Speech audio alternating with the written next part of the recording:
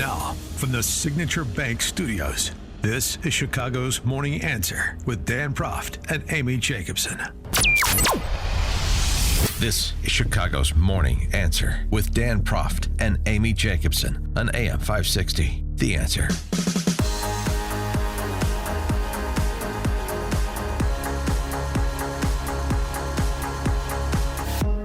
Top of the morning, Dan and Amy. We, as you know, spend a lot of time on this show talking about education from pre-K through post-secondary. And got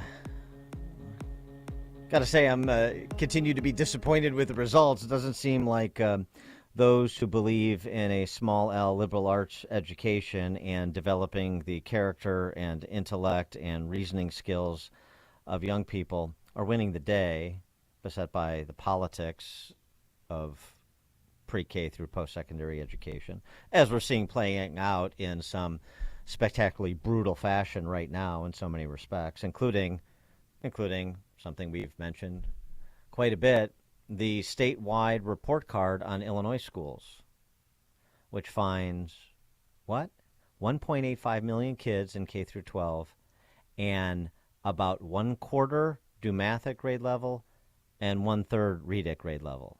1.85 million kids. Those are death of civilization numbers, in my view. Why have school? Well, yeah. And so you have sort of ongoing separation based on resources, which is why I'm such a proponent of school choice. And we have other models, too, that actually are rather interesting and maybe should be replicated and scaled. We talked to Jeremy Mann, who founded the Field School on the west side of the city a few weeks back, where they're purposefully economically integrating the school. So you have everybody pays something, but the tuition ranges from a little bit to up to $20,000 for families that can afford that sort of private school tuition. And so you have professionals, mom's a doctor, dad's an accountant, they live in Oak Park, sending their kid to the Field School, and you have some families who are getting a lot of tuition assistance who live on the west side of the city and don't have college-educated parents at home and so forth that are also part of the Field School. Maybe that's a model that should get more attention. To help us address the state of K through 12 and, by extension, post-secondary education, pleased to be joined by Richard Kahlenberg. He's an education housing policy consultant, non-resident scholar at Georgetown University's McCourt School of Public Policy. He's the author of the book Excluded: How Snob Zoning, NIMBYism, and Class Bias Build the Walls We Don't See. And he's recently penned a piece at his Substack, The Liberal Patriot, Cultural Realism in K through 12 and Higher Education, which details all of the failings from a statistical perspective, which that's pretty easy to do. Pointing the way forward is a little bit more difficult, and then charting that way forward, the most difficult of all. Richard Kahlenberg, thanks for joining us. Appreciate it. Oh, thanks so much for having me. So, we've seen this play out even recently in elections. It was a big issue in Kentucky in the governor's race, the impact that the school lockdowns had there, and where Kentucky families find the reading and math proficiency of their students, which is not dissimilar to Illinois. And this is a story that repeats itself in big school systems around the country, including some in the suburbs. I know some suburbanites haven't come to that realization or are unwilling to confront it, but the numbers in a lot of even upper middle income suburbs are not great either. So I think we've well documented how poorly things were going before COVID, how COVID school shutdowns exacerbated that poor performance. And so now what do we do? Yeah, well, let me pick up on something you mentioned. I'm intrigued by the Field School example of purposely trying to bring kids of different economic backgrounds together. That's one of the most powerful things we can do in education. There was a report many years ago called the Coleman Report from came out of the 1964 Civil Rights Act, and they looked across the country. Why do we have these achievement gaps? And the biggest predictor of academic achievement is the economic status of the family. The family is the number one predictor. The second biggest predictor is the economic status of your classmates. And so economically disadvantaged kids can do amazing things if given the right environment, but they often end up in schools where everyone else is poor, and that is not a recipe for success. And so I think replicating what the field school is doing, consciously trying to bring children of different economic backgrounds together, to learn from one another and to have that opportunity is an important avenue forward. There are now 171 school districts and charter schools that are pursuing this policy. In fact, years ago, I worked with the Chicago Public Schools on those selective enrollment schools, the ones that are you have to test into, and help them design a program to try to make sure that the schools gave an equal shot to students who'd overcome obstacles as well as those who had a lot given to them in life. Did you help out with the tier program? So if you're a rich person, you live in tier 4, then tier 2, then tier 1 is, say, projects? I did. And so, I mean, but it seems to me, even with the selective enrollment schools, and I know you address in your piece the sort of school choice versus not school choice, and focusing on improving the public school systems, the government school systems. But it seems to me, and you do mention this, that mobility is a big issue. So if you're relegated to the school where you live, you don't get into the selective enrollment school, and there are not scholarship opportunities to get you over to the field school, then, I mean, aren't you sort of locked in? We have a lot of generations of families that are locked into the same schools that haven't really produced very good results for all of those generations. Yeah, that's obviously not optimal. And you mentioned I've got a new book out on housing policy, and I think one of the biggest things we can do is to reduce the exclusionary zoning policies that basically keep families stuck in certain high poverty neighborhoods. It's illegal to build a duplex or a triplex in large swaths of America. 75% of the land in most American cities, and even more in the suburbs, is for single family homes only. And I'm working with conservatives on this issue at the American Enterprise Institute, because they see it as an issue of liberty. Why is the government telling me what to do with my property, what I can do with my own property? And but I come at it from a more progressive, a liberal perspective, and think, in terms of opportunity for the students who are stuck in really low performing public schools that have high poverty rates, haven't been succeeding, that they need better opportunities too. And I think housing is one of the avenues to try to address that. But sir, with all due respect, and I say this because my kids, we went through the selective enrollment process, when you were creating those tiers, why didn't you base it on a family's income? Because you'll have McMansions, and then you'll have Section 8 housing, and then you'll have just regular, condos. So it just didn't make sense. It's why some kids that were in nicer neighborhoods, because they wanted safer neighborhoods, but yet their family was below the medium income for the poverty level. Does that make sense? So, I understand the criticism. Yeah.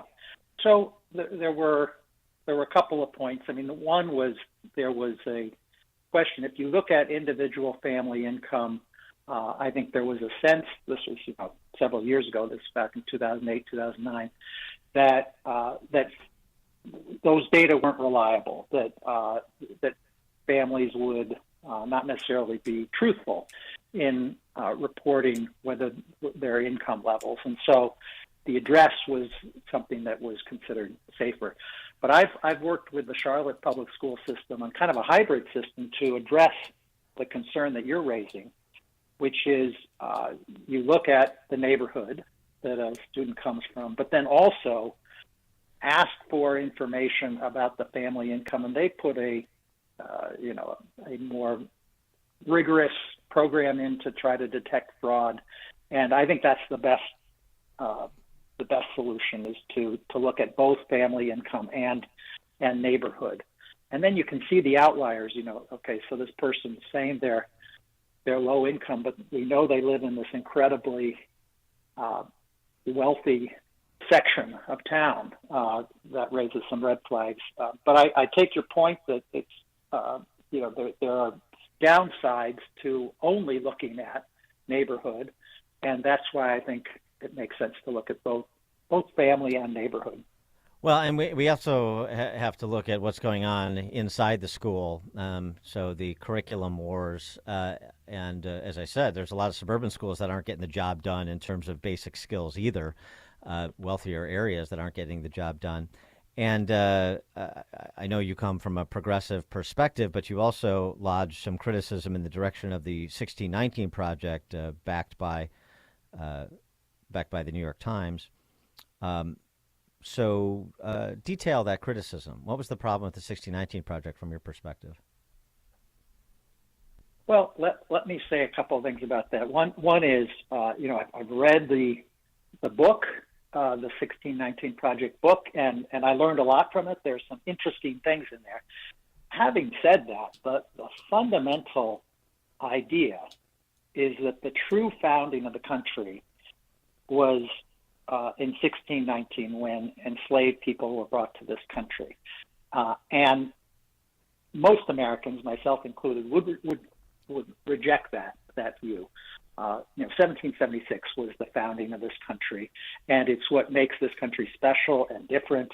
And the idea that we would suggest that what America is about fundamentally is racism, I think is inaccurate. And how do you build a public school system around that idea? I mean, I think fundamentally the purpose of public education is to teach kids what it means to be an American, which is we have a dedication to the Declaration of Independence and the Constitution, and that's a widely held view among liberals and conservatives, and we ought to focus on that rather than a divisive type of curriculum which only highlights the warts in American history and not the way in which the genius of democracy is that slavery led to an abolition movement, that Jim Crow led to because we have free speech, the right to assembly, and all these freedoms, that led to a civil rights movement. And so we can't ignore the dark history, but also have to balance that. And so that was my criticism of the 1619 Project. We focus so much on inputs. I mean, the debate is dominated by how much per pupil we're spending here versus there and so forth. The outputs and the not so soft anymore bigotry of low expectations across the board. In Chicago, we had Chicago public school teachers failing the basic skills test at an alarming rate, so they got rid of the basic skills test. Now we want to get rid of all sorts of other testing, and again, that levels up to college, where more and more schools are dumping the ACT and SAT as well. What's your perspective on how to measure performance? Well, I think we do need standardized assessments that will give us a sense kind of across different schools how students are doing, whether they're learning the skills that we hope they have in order to prepare them for life. So we've seen a lot of grade inflation in recent years, and there was a recent study which found, it used to be that high school and elementary school grades would track with test scores. They were consistent. And now the grades have been going up and the test scores have been going down. So it's important to be able to measure what we're doing. So I'm a proponent of making sure we have that knowledge. I think in some cases, there has been over-reliance on testing. So, for example, when people apply to college, when students apply to college, I'd like the university to consider the test scores, but also what obstacles a student has had to overcome in life, because a certain ACT or SAT score would mean something different based on whether someone came from a poor neighborhood, overcame all sorts of hurdles in life. So I'm for the measurements, making sure we know how students are doing, but considering them in context of life circumstances as well. Richard Kahlenberg is Education and Housing Policy Consultant, non-resident scholar at Georgetown University's McCourt School of Public Policy, the author of the new book, Excluded, How Snob Zoning, NIMBYism, and Class Bias Build the Walls We Don't See.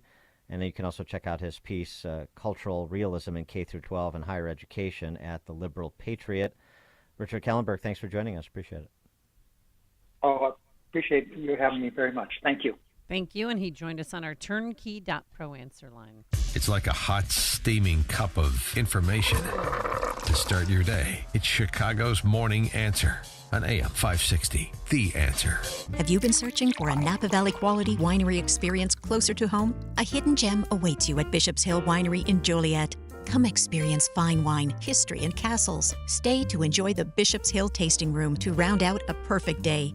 The Bishop's Hill Castle is easily accessible in nearby Joliet. This facility was home to a former brewery in the 1860s and is located on a hill with a commanding view, where you'll enjoy sampling some of the highest-rated wines in the world. Bishop's Hill wines are made from California grapes and sustainably grown. These wines have received Best in Class, Gold, and Double Gold awards at the